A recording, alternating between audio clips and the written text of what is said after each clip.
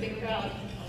Welcome to Bacon Fest. As you've heard, my name is Jennifer Moffett, and I'm the mother of Jack Kelly, and I'm also the mother of class of 2012 graduate Connor Kelly. I'm honored to be speaking to you today, not only because I'm extremely proud to be Jack Kelly's mom, but also because of the wonderful group of mothers that are gathered here in this room, including my own mom, Vicki Grosser, who is joining me today.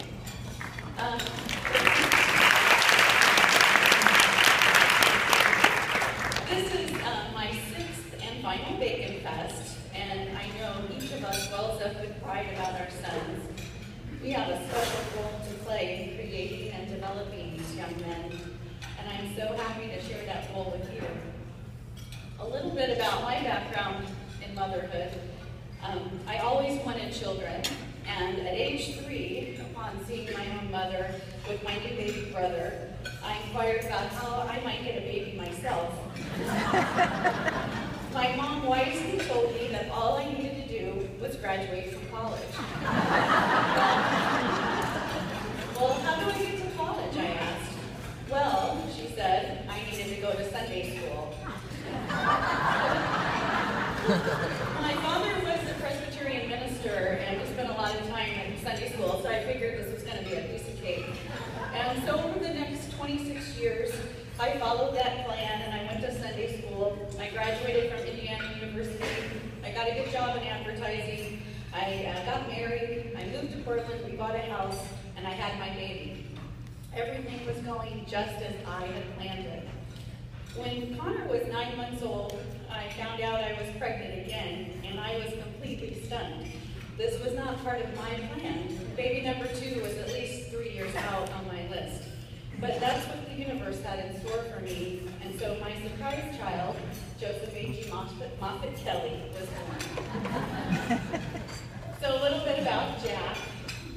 Early on, it became apparent that he was an old soul. He understood jokes, and he played tricks, and he had a great sense of humor. He was kind, sensitive, intuitive, and had a keen understanding of feelings. And he's always been very, very grateful. He'd shake hands and take the lead, and was never afraid to get in front of people. He had his own style. He wore hats and blazers and capes. And he had this little pot belly. And he started preschool at age 2.5 at the Franciscan Montessori Earth School, where he would do business at lunch with his 4 best friends. He would ask me questions out of the blue, like, Mama, when are we going to Paris? Mama, can we visit Monet's garden?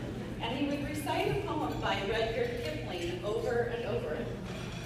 When I went on business trips or worked late, Jack would write me heartfelt notes as a way to help him feel less sad when I was away.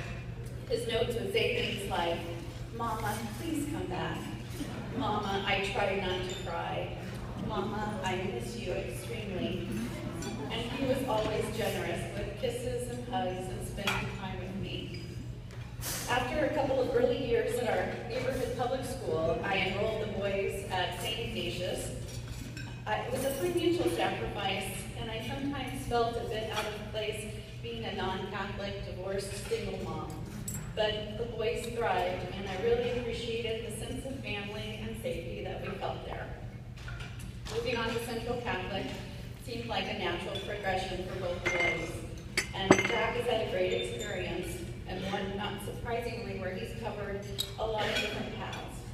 He played football and basketball, but has found his passion in the theater and service. He developed a strong work ethic, and his favorite classes have been rooted in discussion and creativity. But one of the most life-changing experiences that Jack has had during his tenure at Central was participating in the week-long homeless immersion program, the Portland Plunge. The experience was truly a shift for Jack, both in his spirituality and where he will find his life's focus. His experience touched him so deeply and showed him what it means to truly love your fellow human being. I am so proud of the maturity and openness that he brought to this experience, that old soul showing up. And I will be forever grateful for this type of opportunity a school like Central presents. Okay, so I'm not saying that Jack Kelly is perfect. He's not.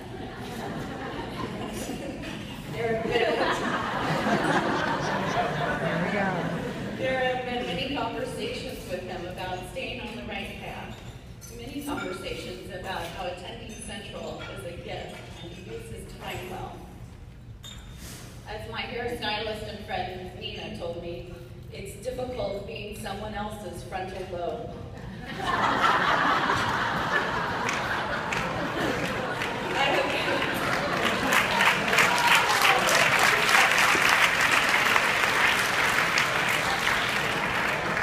have learned that I can't expect everything to happen as planned, directed, or expected, but I can set my sons down the right path through love, opportunity, and encouragement.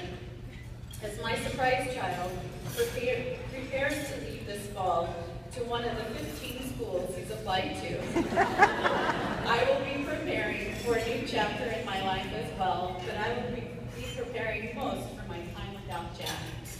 I will miss eating dinner with him every night and his words of gratitude each time. Thanks for the food, Mama. Talking about the world and social justice and politics. I will miss getting excited about Indiana basketball with him or trying to understand hip-hop. Most of all, I will miss the grief